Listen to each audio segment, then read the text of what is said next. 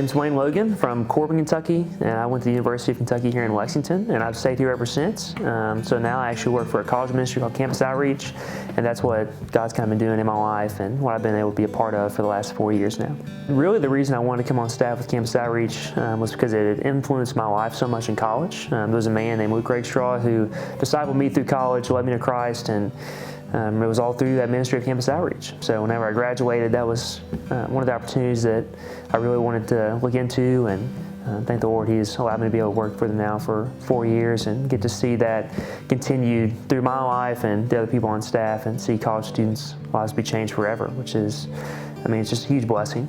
I've really loved being able to do that, and really the vision of Campus Outreach is to see the next generation change forever. And that's one of the really cool things about college kids is, you invest a few years in their life and you have a friendship for the rest of your life, but then you get to see their family and generations after them change because of what God's done in their life in just a couple of years. I think the biggest needs would be, prayer.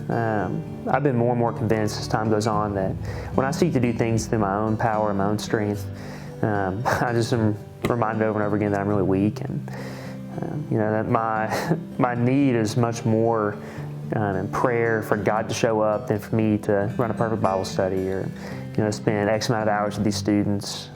It really is, man, if I'm committed to trusting the Lord that He's going to move in these students' lives, then He's been really faithful to do that. And that would be the first thing is, man, I just need people to help me pray. I've seen the power of that in my life and in many others. The second thing would be supporters. I've been trying to raise some more support and help be able to provide for our family while also being really wise with our money. And that's another opportunity that people could do to join us, be part of what we're doing.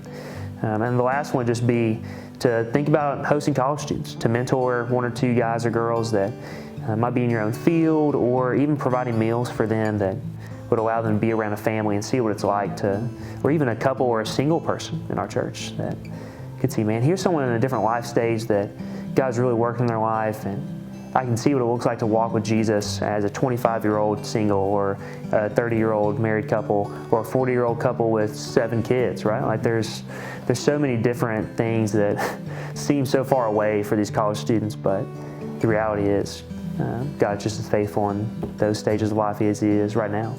So that'd be really awesome. How can we pray for you? I think the biggest thing would be clarity and wisdom and boldness. Thinking for the future of, okay, well now this fraternity that I've spent so much time investing in a couple of years, they're all going to be gone, and it feels like there's a time crunch of, man, I want to see God do some really cool things in their lives, and He has been. But just thinking about, man, where do I go from here? What's God going to do next? What's He kind of opening doors to as far as what students is He going to call me to once these young men have graduated? So that would be the biggest things, is for these students in particular, just to really see God as present and cares for them even when He feels really far off.